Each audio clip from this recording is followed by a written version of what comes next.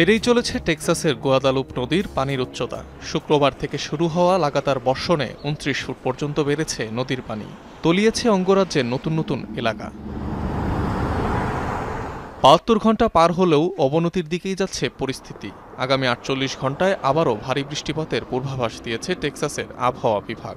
শঙ্কা আবারও তৈরি হবে আকস্মিক বন্যা পরিস্থিতি। বাসিন্দাদের সর্বোচ্চ সতর্ক থাকার নির্দেশনা দিয়েছে প্রশাসন।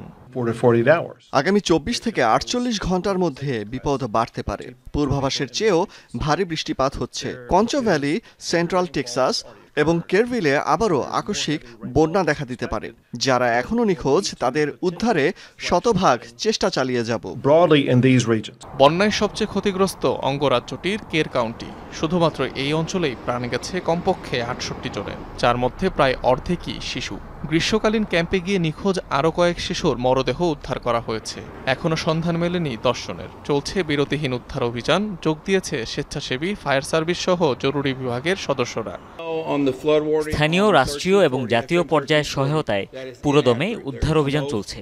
আমাদের শত শত কর্মকর্তা এই জরুরি অবস্থায় কাজ করে যাচ্ছে। ক্ষতিগ্রস্তদের জন্য সমবেদনা জানাচ্ছি।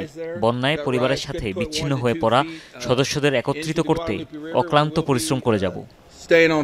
শুক্রবার দুর্গত এলাকা পরিদর্শনে যাওয়ার ঘোষণা দিয়েছেন মার্কিন প্রেসিডেন্ট ডোনাল্ড ট্রাম্প। অনিক রহমান, যমুনা নিউজ।